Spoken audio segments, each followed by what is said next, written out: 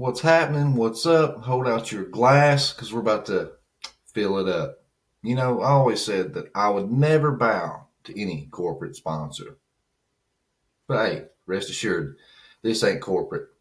Kevlar Joe's Coffee Company, been a sponsor of my show, The Dig Bible Podcast. They've come on board with the Prometheus lens. I'm here to tell you guys, if you like good, bold, smooth finish coffee, check these guys out. I'm a personal customer, been that way for quite some time now. The breakfast blend, real good for the morning. But then you got for your hardcore guys that like their coffee with a little bit of legs, they have the Flightline Joe. I'm telling you, ladies, don't drink this because it's going to put hair on your chest.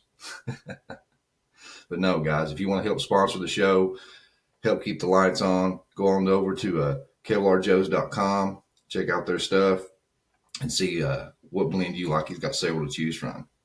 Back to another episode, guys. We were back with Andrew Jones. He's agreed to show us some of the ARC scans from Ron Wyatt's expeditions and break these down. I've been really excited about this.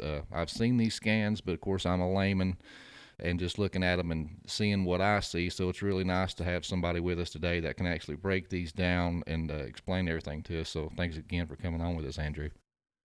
No problem. Glad to be here and share what I know. All right, well, let her rip, Tater Chip. What you got? Okay, well, we're again looking at the Drupanar boat formation or the Drupanar Noah's Ark site, which is about 30 minutes from where I live here in eastern Turkey. And this is the site that Ron Wyatt made popular as being the buried remains of Noah's Ark, and we believe that is the case. Of course, we're looking forward to excavations being done by the Turkish authorities, but we want to look at some of the scans today that have been done in the past. Again, when I'm talking about scans, I'm talking about this geophysical surveys that are non-destructive because no one has been allowed to excavate. And excavation is kind of a destructive science. You're obviously pulling out material that you can't put back.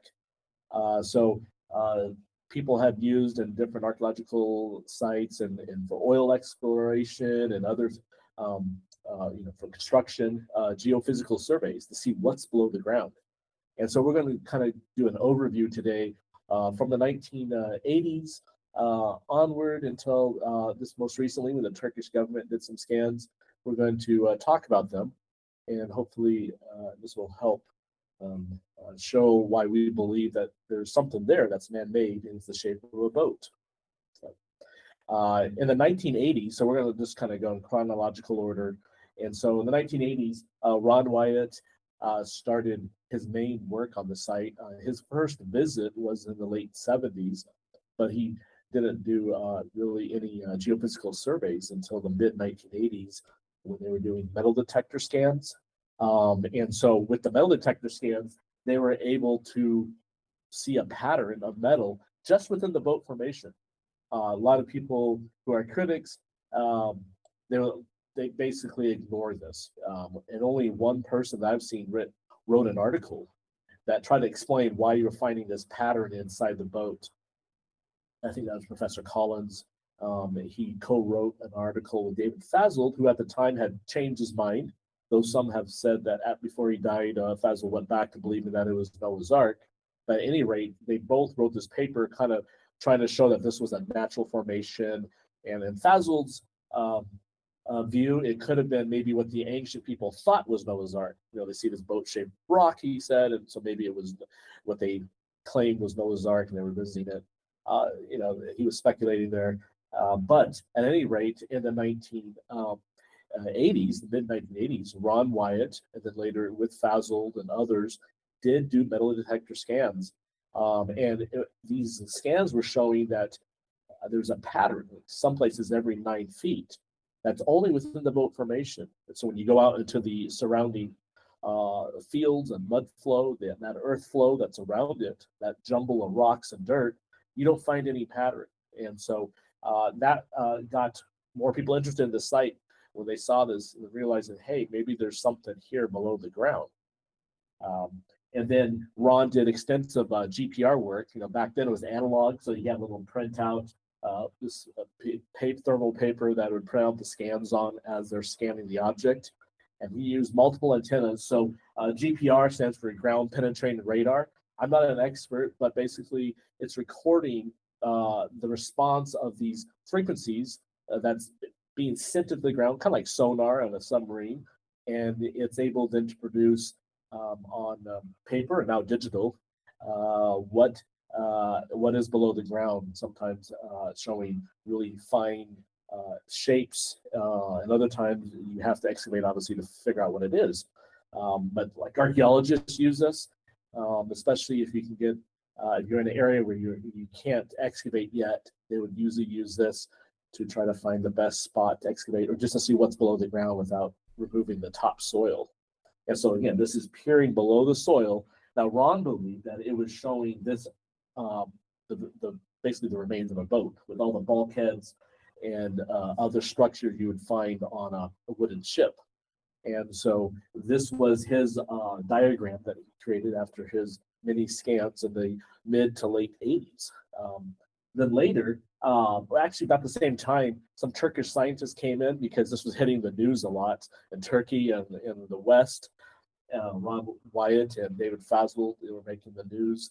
And so they brought in their own scientists. And most people don't know this, about there are two papers that they did publish in which it's all in Turkish, but you can translate it. And they were trying to basically say that they believed it was a natural object. This was written in 1985. We have links to these papers, and we finally were able to find them on the Turkish government science websites. We found where we can order them, which we bought our copies of these PDF files. But these 1985 reports, they had different diagrams, and here they're saying like this was, I believe, a syncline. They're basically saying that based on the geology of the area, this boat fits where it's at, being part of the surrounding hills, and it's not like a unique object there. So that was their report. But by the way, you can download these off our website, noahsarkscans.com. We have a section there under research, I believe, where we have all the different reports. So we're open to everything. We're not just trying to say, hey, it's Noah's Ark. We're also letting people who say it's not Noah's Ark, if they've done some type of scientific report, we put it up there. And so you can make your own mind up. So these reports are there along with everyone else's that we've found so far, plus our own. So anyways, this is from the 1985 report. Here's another image from these extensive reports done in 1985. I believe they were published in 86. And then this is about the same time that Dr. Salih Barak Tutan got involved, and he's a retired professor of geology from a nearby university, and he's still around.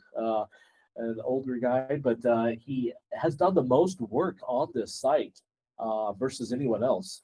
In fact, we met with him a couple times last year, and we're hoping that he could do more work on the site because he has all this knowledge, and we would like to record everything he has on it on video, do a series where he explains about the region and the history of the site and what he's done and why he believes it is a man-made structure. He believes this is a boat. So he's a very important figure in the history of the research of the site. And he was involved with some of the early scans with some Americans, like with Dr. John Baumgartner, who at the time believed it was Noah's Ark. And so in 1987, they also did GPR, or ground penetrating radar. You can see their grid system they use. I believe it was every 2 meters or so. They did these grids across the boat in both directions, I think. Definitely this way, going horizontal on the screen there. And then they also were able to get some really interesting results from that they published in I think the same year they published it, 1987. And they're showing, here's some screenshots. And now, again, this is images done, taken of this thermal paper. So this is not digital, so it's a scan of a scan. And this is the best quality that John Baumgartner could give us. And they saw something interesting that had this V shape. Now, this is not corrected for the terrain, because the boat itself is, if you're walking on it, on the top of the ground, it's uneven, it's not as flat.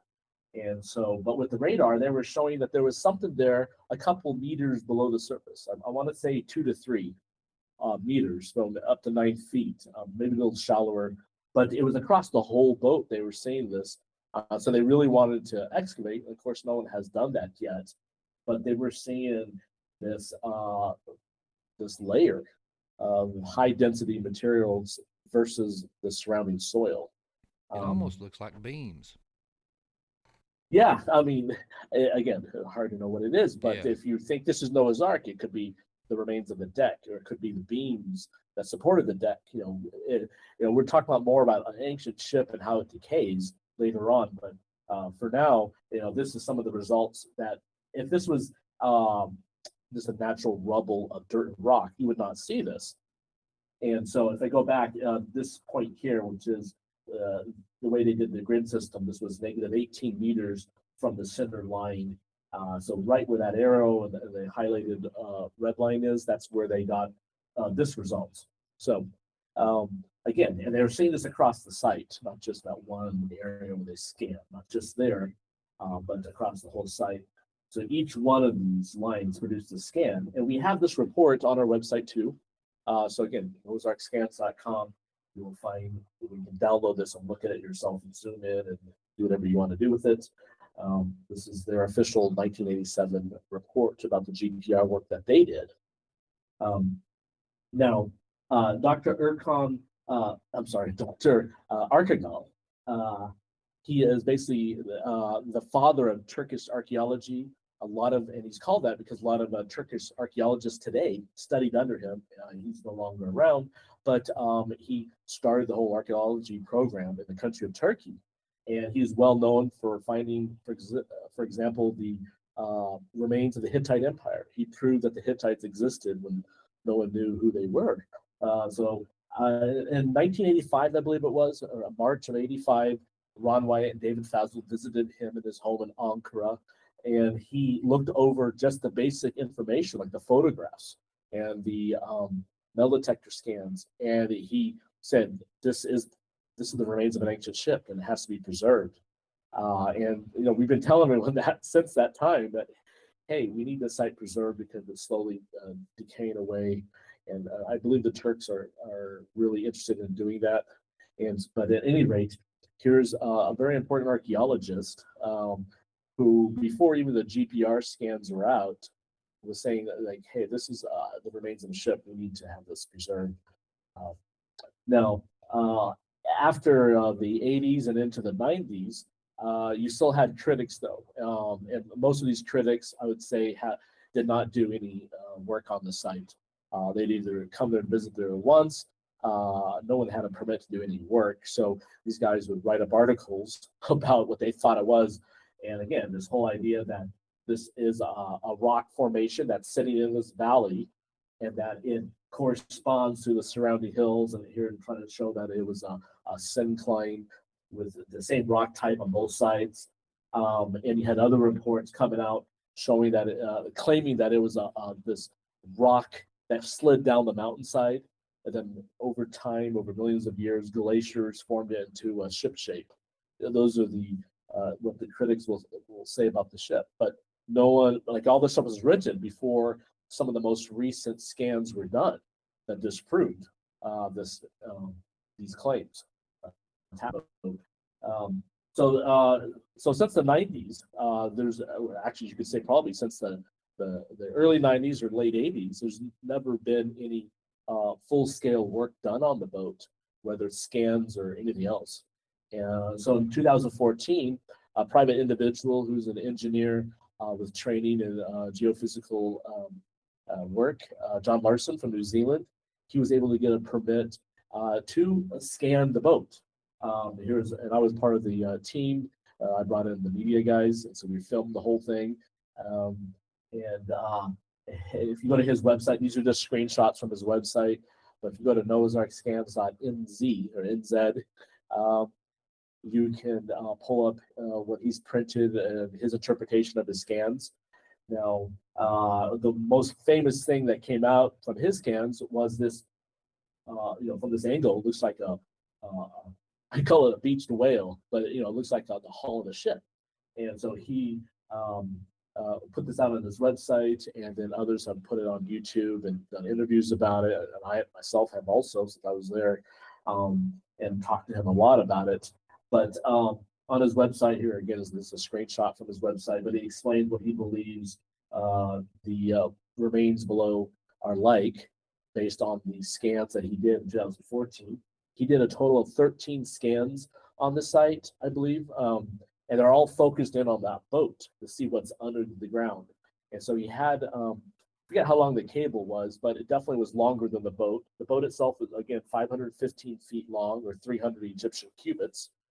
And so to see below the ground with ERT, you need a cable that's longer than the object you're looking at. So his cable, which let me explain. ERT has to do with electricity, and so you use basically a car battery or some other system that will give you power out in the field, and then that will shoot electrical current into the soil, and then you have these steel pins that are in the ground, and the configuration depends on what you're trying to do. But I think a lot of his pins were every like 2 or 3 meters into the ground, and he did 13 of these scans that peered below the soil, and then the readings are collected back on a little chip back in the central unit, and then you can download that data into 3D software and ERT software that can then interpret the model, and you can filter and do whatever. And so he came up with one of the most interesting things is showing that how the boat's laid out, because the middle of the boat is wider than what the Bible says, and the Bible talks about it being, I believe, 50 cubits wide or so.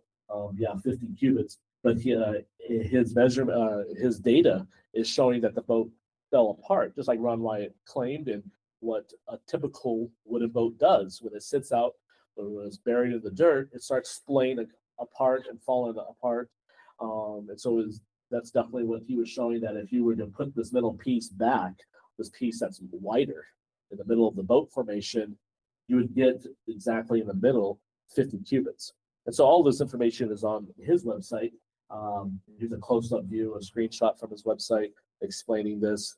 And he also believed that the data was showing that if you add up all the different layers below, the amount of space between each thick layer, which he thought might have been the decks, you would get the height of the boat. So he believed that the measurements given by Moses in Genesis, the 50 cubits and the 30 cubits and even the 300 cubits long, that is the internal dimensions showing the capacity of the boat, and not telling us how wide the ceiling, like the support beam for the floor was, or how wide the hull, or how thick was the hull. We don't know.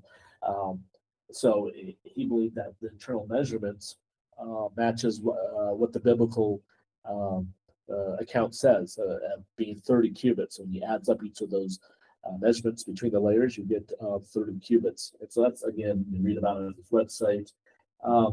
And then he was also showing on some of the outside areas of this boat formation, again, inside the dirt, because you're looking inside the dirt, because we're not excavating.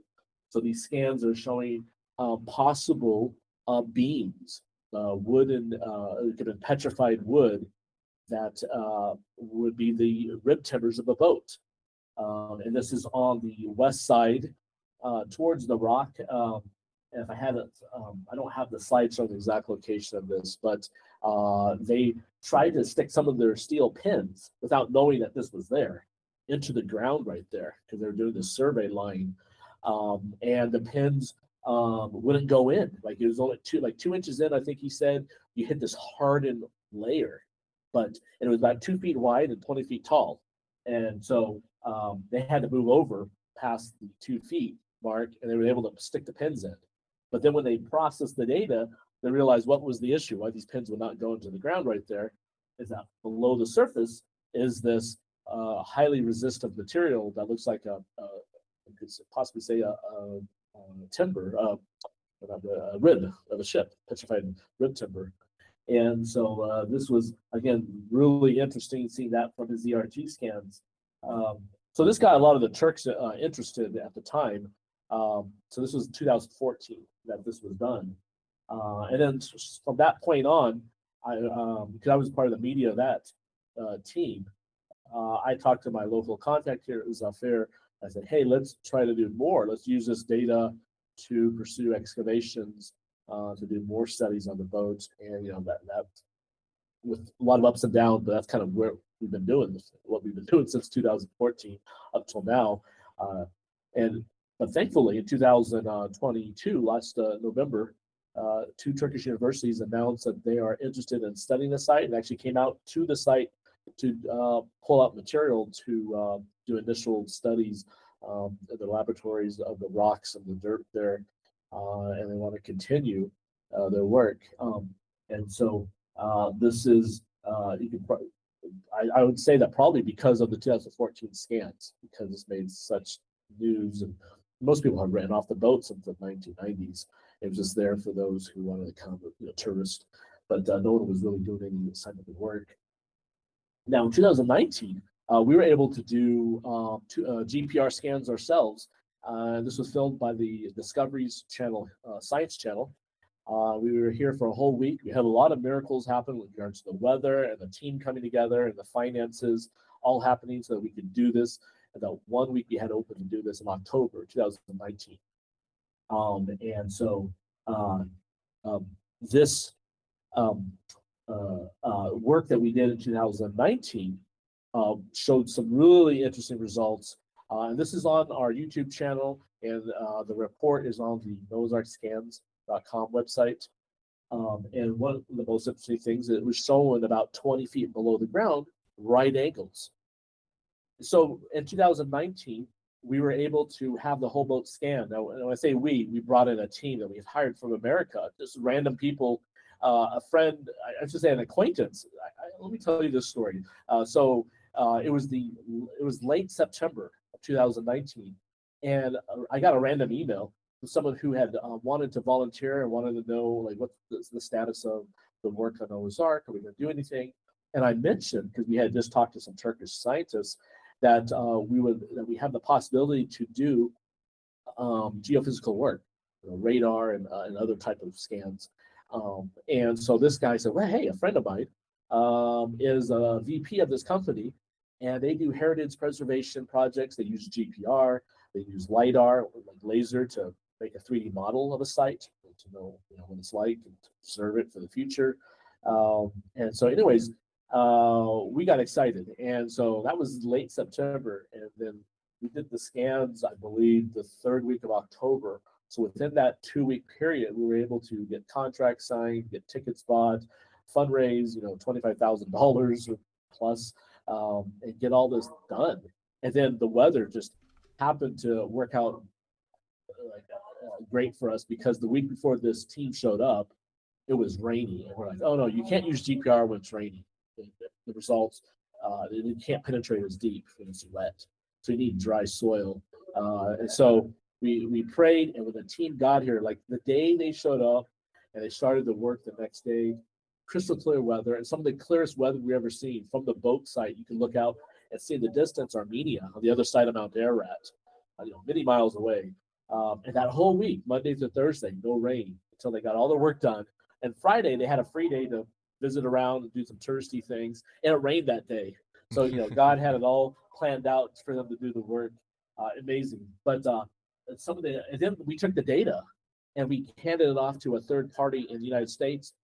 This guy who an expert and trains archaeologists on how to use GPR. And so he was hired to review the data. Again, someone we didn't even know, who's not part of our project. And he was able to pinpoint areas inside the ship formation, and basically said that if he was going to do an excavation, this is one of the spots, because he said usually you don't see this type of these right angles in nature. And you can see up there, and we have close-ups of this on our website if you want to, so those who want to study it. But this is on the northern west downhill side of the boat. We're seeing about 7 meters down or 20 feet down these right angles.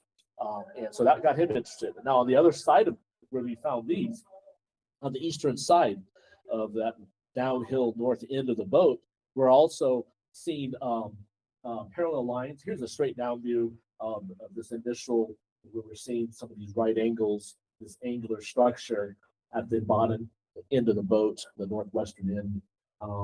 And here's a close-up of that was overlaid on the boat formation to get an idea where we're seeing this about 20 feet down.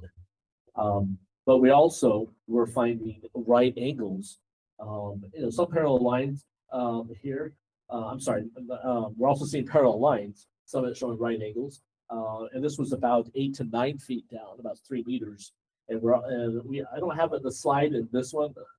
I didn't get it in the time, but here on this, I think it's on our YouTube channel, or one of the videos that shows that on this eastern side, again on the bottom north end, the rounded end of the boat formation, we're seeing really distinct these parallel lines showing up on the scans. In fact, when we were filming this, the History Channel had their team there, and they were brought in, not the History Channel, Discovery Channel. So they brought in a third-party production company they hired out of London. And so these guys, they told us that, they knew the story of Noah's Ark, but they were basically atheists. They were hired to do a job for the network. So they came out there filming, and when the day that they found these parallel lines below the ground, my friend, he was with the GPR operator, just those two on the boat. He had his iPhone out, and the guy was like, "Hey, look!" Like he was at 9 feet down. We're seeing these lines. Like we got it captured the moment they started seeing this. We got captured on an iPhone video. They went back and told everyone, obviously, and then that got the Discovery Channel's production team so excited, and they in fact, the main guy, the producer, whoever he was, he called. He said he called his grandmother that night. He said his grandmother was a believer, a Catholic, and she believed in the story of Noah's Ark, and she was so excited about this discovery that they're seeing what looked to be man-made. Naturally you wouldn't find. They were saying this man-made parallel line 9 feet down inside the boat formation. So again, this was 2019. GPR was done, and then fast forward a couple of years ago, in 2021, basically during the pandemic, you could say, the Turkish governor's office here got really interested, and they decided to sponsor a geophysical survey of their own. And they brought in a team, and we were there to film it, and we also helped financially pay for small items for like the meals in their hotel room. But we basically filmed the work and interviewed them. Now, I don't have scan results from that, and I was really hoping that we would have it in time for the summer. Maybe we'll still have the possibility. They have not released their data yet, but a couple months after they did the scans, and here's some clips. We have a video of the work being done on our YouTube channel, Discovered Media. But we did drone work, and we interviewed them and showed them doing their work. But here they're doing radar. But the biggest thing that they did was ERT. So remember, in 2014, John Larson from New Zealand did his ERT work. Well, he did 13 scans, but his scans were focused on the boat. All the scans, he wanted to see what was in the boat. What they were wanting to know is, how does this boat compare to the surrounding terrain and the material all around that area? So they did 39 scans, and their cable was 3 times as long as the Ark. So a much longer cable, meaning they could penetrate deeper into the side of the mountain. And so they got a lot more data with ERT. Now, they also did GPR, which didn't produce really good results because they had rain when they were there. And so on some of the sunny days, they did some of the GPR, but they didn't get anything good out of it. The penetration was really bad. But the ERT was really good. And so a couple months after they did this work, end of January, early February of 2022, last year. So my friend Zafar and I, we flew to the company that they hired. We went to their headquarters on the Black Sea here in Turkey, in the city of Samsun. And there we met with the CEO of the company, who, him and his team, the CEO of the blue jacket there, but his team is right here. We met with him, and he was able to show us the initial results on his phone and talk about it and answer our questions with the American team and with Zafar and myself. And he was saying that basically it's showing that there's something unique below the ground, just within that boat formation, and not outside into the surrounding areas. And again, remember, they did 39 scans that went way out into the surrounding terrain outside the boat formation. And so we're waiting to see more data about this, and also have, hopefully we can review it ourselves with the independent scientists and geophysicists. We'll see. So right now we don't have anything to show yet besides what they showed us in person and private. So this would help either confirm or debunk the theory that someone said that this was a natural formation formed by the mud flow and all that. What's going on, guys? Thanks for listening to the Prometheus Lens podcast. I asked if you've got anything out of this show so far and you're already subscribed, please share us with a friend. Give us a rating on Spotify and Apple Podcasts. That helps us to grow the show, get to new listeners, but it also helps us get better guests. Because a lot of times I send out emails to people and they check us out, and if we don't have a lot of good ratings and things like that, they won't even bother emailing me back. So anything you guys can do to help, I appreciate it.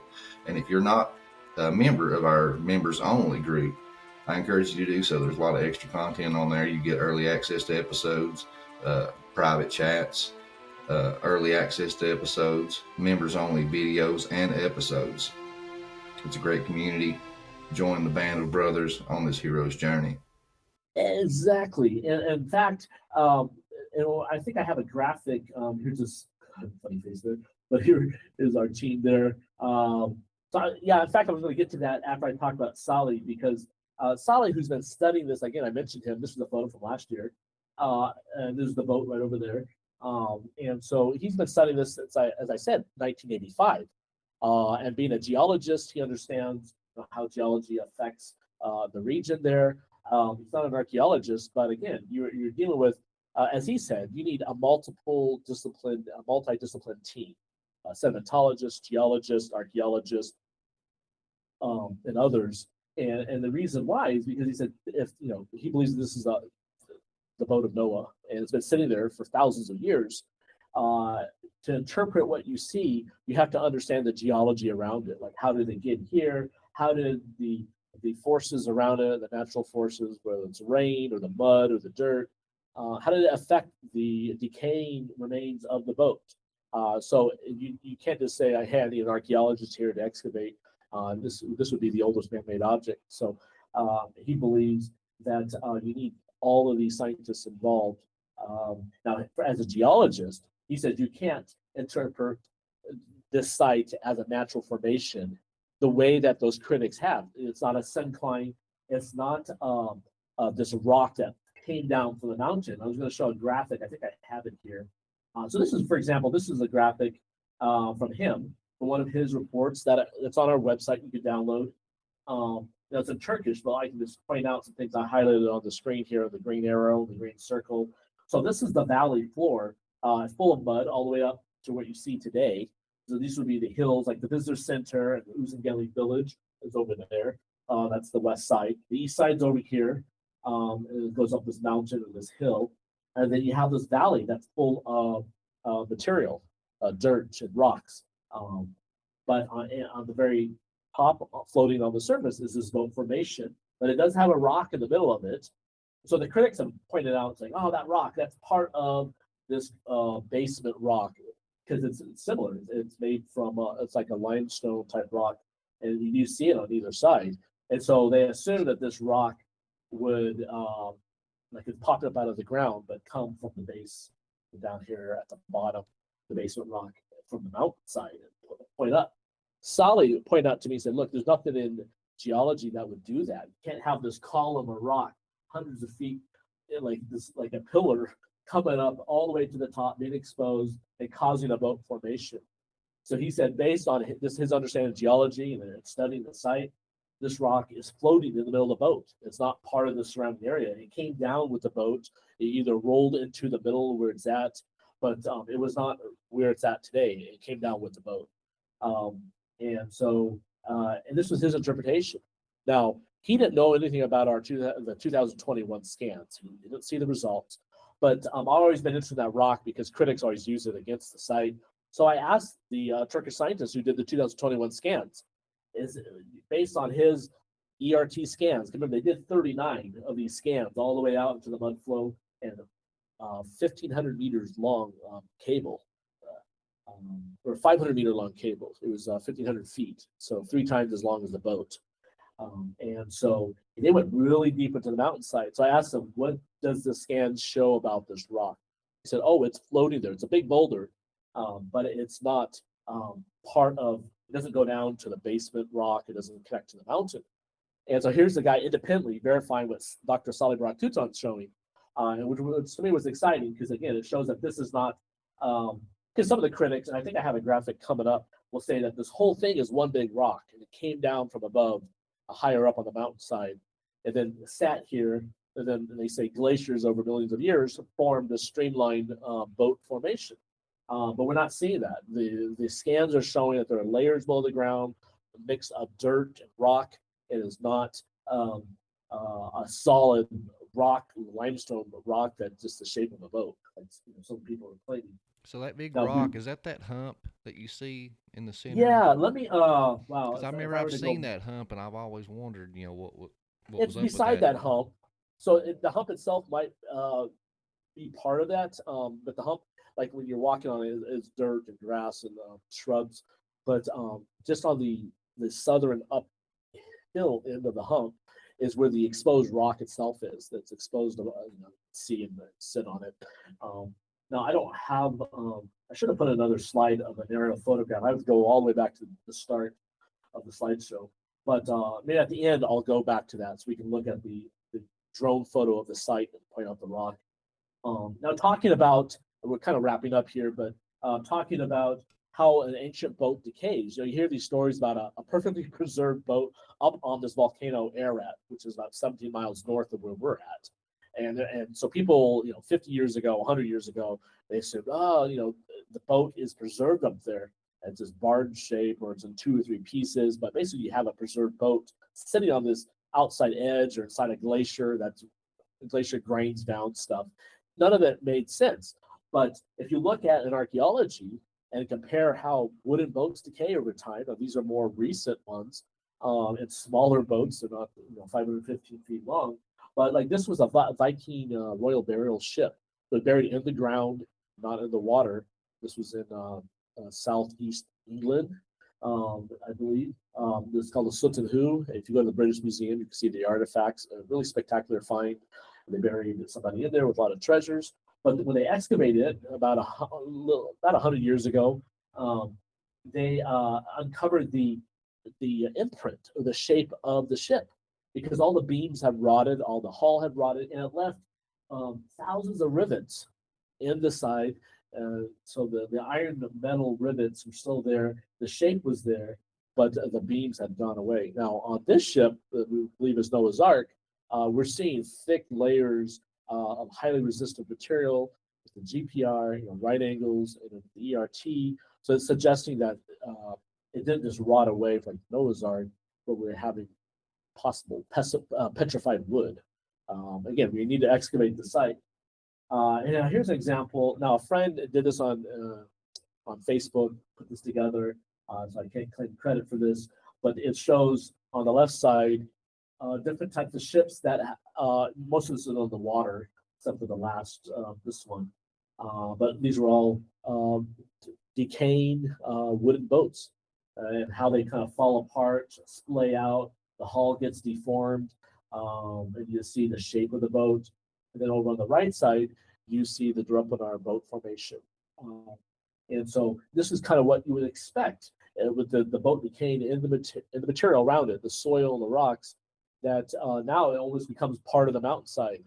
But there's like what Salih says, like there's something unique about even this decay boat formation we have here, because you're finding that the formation is staying the same size and shape.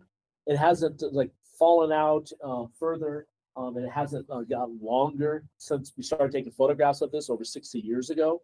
So if you look at the original photographs from 1959, and then the aerial photographs from 1961, and then all the other photographs since then, the boat is still there, but the material around it, the mudslide, has changed. When earthquakes hit, seismic activity happens, the winter storms that come through. So Salih wants to his next study, he said, really wants to study the soil to find out what is unique about this soil, that somehow when the boat decayed, it made the soil around it harden. so it doesn't fall apart. Well, I wonder Much if the more hard. pitch has something to do Yeah, with that, yeah, because exactly. people forget this boat was designed by God. It was Yes, dictated to Noah from God. So he was to use gopher wood and cover it in pitch, and and that was used. It was a resin yeah, to make the boat waterproof. So therefore, exactly. this boat So is sitting there. That's why it ain't decaying and busting apart. And then even if it is kind of, what do you call that, yeah, liquefaction, that resin is probably spreading out from the boat, probably even oh making yeah, like an that exterior exactly. The protectant molecules, shell. exactly. The molecules from like whatever's whether it's petrified wood, but also the resin that would cover it, made it waterproof, and whatever other technology that was used that the Bible doesn't mention. That's affecting the actual soil that we walk on today, and what we see on the edges of this boat formation. So Solly wants to study that further because you can physically see it today that there's something there that's keeping the shape while the same type of soil around it is falling apart and changing every year.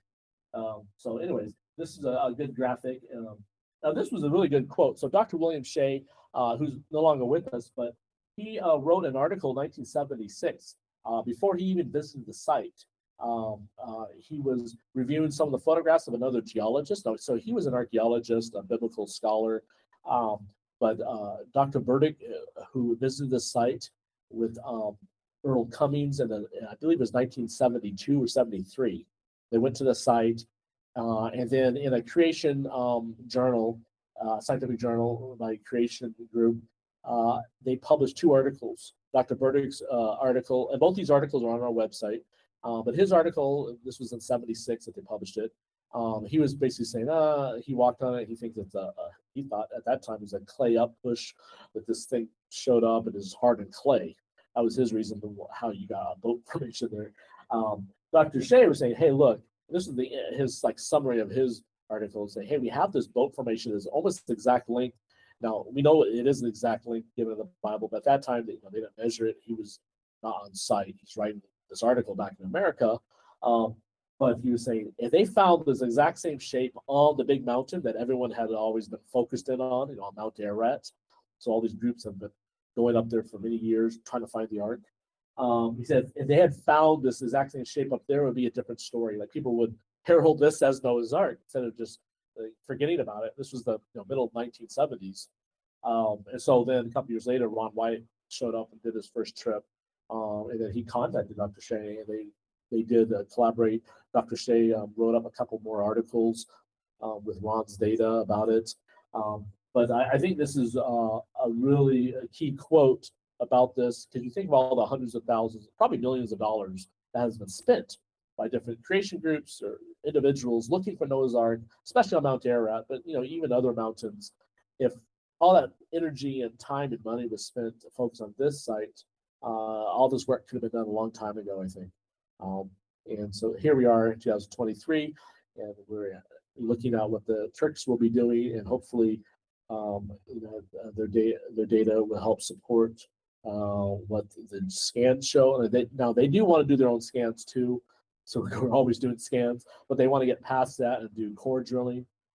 Everyone's afraid to excavate, and the reason is they claim that obviously, as we mentioned before, excavations would destroy the site. Everyone comes there to see the boat formation, to take pictures of the boat formation. So if you put a big pit in it, you lose that shape.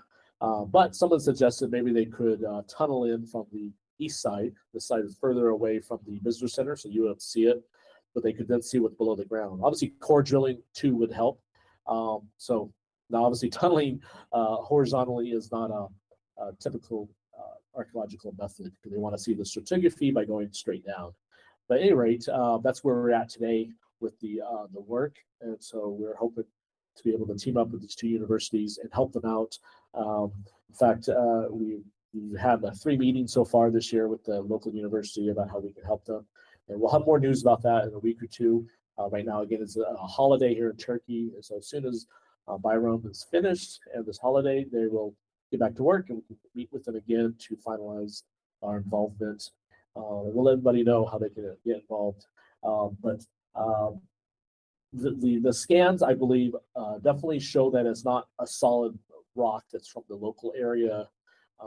And so that disproves a couple of these scientific papers that these scientists have pushed out to critique the site and claim that it's natural. And so that definitely disproves that. And then also the scans show that that big boulder, in summary, like this boulder here in the middle of the boat, and I'll show another photo. Here we are back at the first slide. So this big boulder here, right at the end of the central hump, is not part of the natural area. It doesn't connect into basement rock. It's floating there in the middle of And you can Noah's even see a Arks. cave in right here, it looks like. See how it's Yeah, moved in so it like the looks rock like hit it and broke it down, maybe. Exactly, like it rolled down to where it's at. Now, maybe it did roll in right here. Now, Solly believed it came down with the boat that rolled in further up the hillside. But at any rate, it is free floating, you could say, in the mud and dirt. It's not just sitting there part of the mountainside. Because the one theory was that, again, that this was Noah's Ark. This was Ron White's theory, that this was Noah's Ark. But when it came down to this valley, it hit this rock that was part of the basement, and then it snagged it and caught the boat and stopped it from floating down. We're not seeing that, so that part we would disagree with. But we are showing that that this rock has nothing to do with the shape. It didn't form this shape like all the critics were saying. That it did come down with the boat or rolled in. So the reason why the boat is stuck where it's at today, according to Dr. Solly Brock-Tutman, has to do with fluid dynamics and how these mud flow. Now, I don't have a zoomed out view, but you can look on our YouTube videos and maybe even on our website. We have photographs of this whole area, drone photos showing more of the surrounding terrain.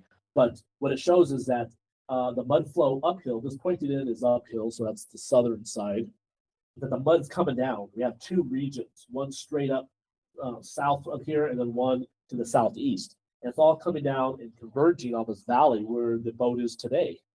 And according to Solly, this mud flow is pushing the formation up against this western side of the valley and keeping it there. Because based on friction or whatever, but it basically pushed it up and kept it there and held it in place. That had nothing to do with the rock snagging the boat. And we're saying that that's true now because we're seeing from the scans that the rock is not part of the surrounding area here. And so he was able to explain. So again, this is somebody who believes it's Noah's Ark, is able to explain what we're seeing today because he knows geology and it's matching what we're seeing from the recent scans. He's a really key figure, and we're hoping to get all that knowledge in his head out onto video because he's getting up there in age. And never mind, it's completely backwards. If what they're saying, the mud flow going down around this thing is what formed it, why does it get wider as it goes down instead of narrower? Yeah, in fact, some of the people back in the 80s who had never been here, they would actually switch the photograph around. They'd make that the top end. Based on how you look at a photograph, usually you have the uphill in the orientation, like up on the photo, the top side. But yes, this is the top end. My plant is getting in the way here, but the pointed end is uphill. The rounded end is downhill. As we talked about in our previous podcast, this is a good point showing how fluid dynamics did not naturally create the shape. Because people say, oh, there's a rock, they're obstructing the mud. The mud builds around the rock and forms the shape. But except that's not how it works. It would be the opposite. That rounded end would be uphill and the pointed end would be downhill based on gravity flows or affects the shape of the flow. And so, there's more proof that this is not a natural object, that something's there. Man, Andrew, I really appreciate you taking the time and talking to us and explaining all this. You were very thorough. Hopefully we can have Glad it all worked out. Yeah, man, it is beautiful. But yeah, I definitely want to bug you some more. I mean, I want to pick your brain on we have some Red more Sea crossing and yes, for sure. Mount Sinai, all that stuff. I love all that stuff. Oh, that's some of my favorite topics right there. The Red Sea, the Exodus route, and Mount Sinai. But yes, we'd be glad to continue this conversation. Oh yeah, we'll nerd out again. Love it. All right. Well, thank you, brother. I really appreciate your time.